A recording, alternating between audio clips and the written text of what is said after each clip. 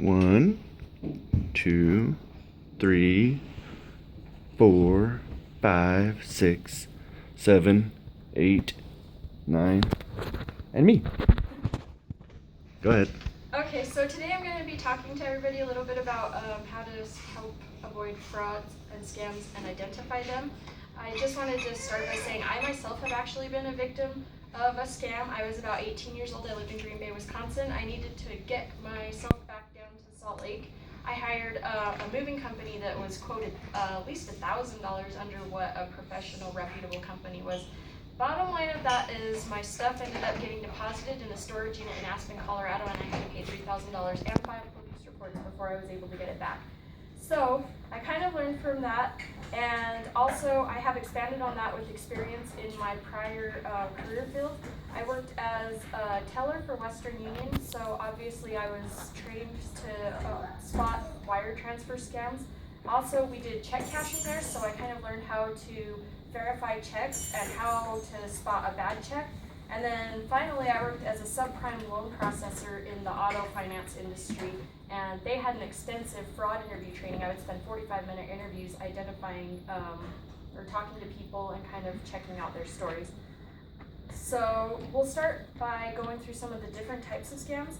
Some of the most popular ones that we're all familiar with are the email wire transfer scams. This includes the fake lottery winnings. You win the lottery, but you need to wire money to claim your winnings. Unclaimed inheritances, someone in Nigeria dies, millionaire. If you wire your money over, then they will release the $1 million to you. And then stranded relatives. This preys mostly on old people. You'll get a call from someone in Canada saying they're your great-grandson and you need to send money to them. So there are actually a ton of other different scams. We won't go into all of those. They're so prolific. They can prey on pretty much anyone, but you can check that out more at www.fraud.org. So with so many different kinds of scams out there, we kind of want to go over how we can avoid being victims of them. So the first one, I would say any financial transaction that you're looking to do your research on it first. So a good one is, since we talked about the popularity of email scams, don't open unknown email attachments.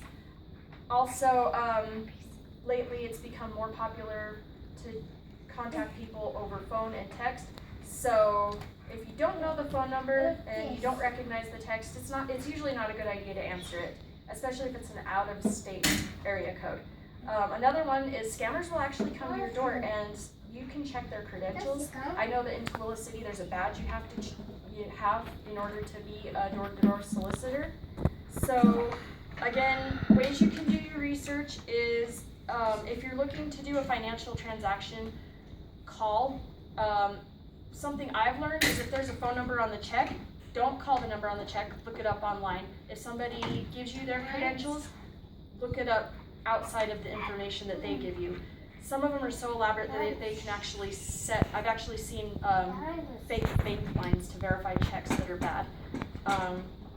For employment scams, if you get an employment offer, it seems like it's too good to be true, then rule of thumb is it usually is too good to be true. So as far as credentials, be friendly with people, I found is a great way to kind of uncover people who are trying to scam you. Just ask questions, be nice.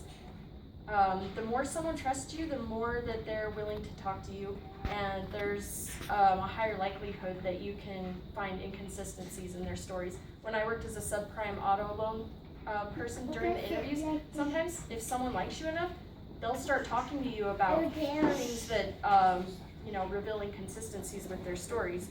So again, a good reference for businesses that you're checking out is the Better Business Bureau. That's a great place to check out.